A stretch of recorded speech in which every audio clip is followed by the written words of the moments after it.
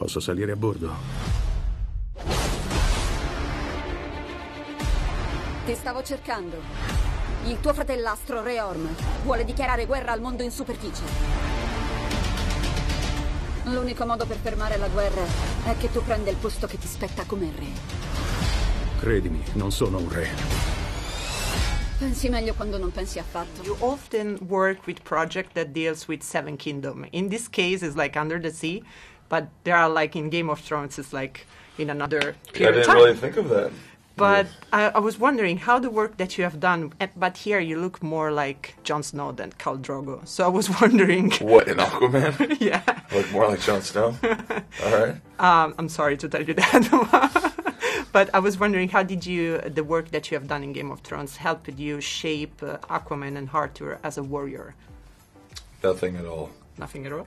No. Really? Because they're really different, or...? Yeah.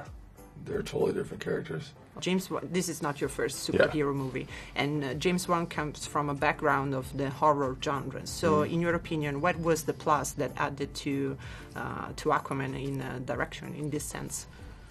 Well, I thought it was always going to be an interesting perspective coming from his, what he has in his genre. I mean, when it gets down to the trench sequence where we jump off the boat and we dive down. Mm-hmm.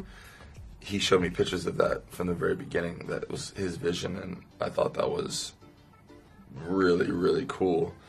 And I just think if you do horror, you're gonna have a good sense of timing and suspense. And I don't like putting people in boxes. I feel like I've been put in enough boxes where someone's like, "Oh, you're this way, so you must be that." Mm-hmm. And he comes from a long line of horror movies, but I feel like, he can tell, and it's just telling amazing stories. So, well, every director is different. I do think they're both extremely visual.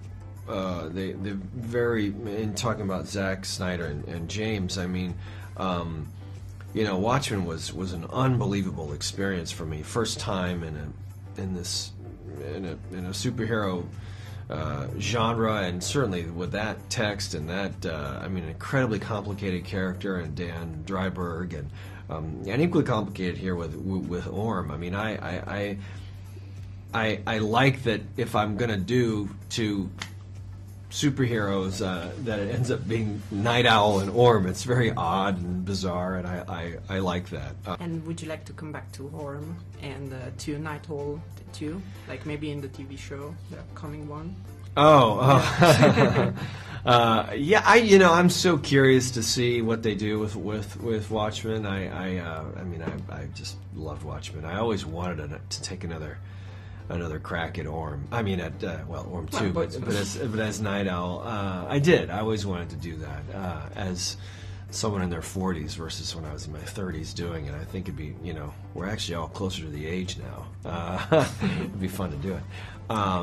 Yeah, we'll see. First of all, I want to ask you one particular thing that I've noticed watching the movie. There is like an Easter egg. There is Annabelle, like in the lay on the ground. I don't know what you're talking about. Really? You're the fairy and you wanted to throw in the sea. What did you decide to put in this movie? I don't know what you're talking about, but if what you're talking about is true, you're the first person that have brought this up. Oops. So. Sorry. Siamo qui. Che fai? Aspetta! Era senza paracadute! Le rosse le devi amare!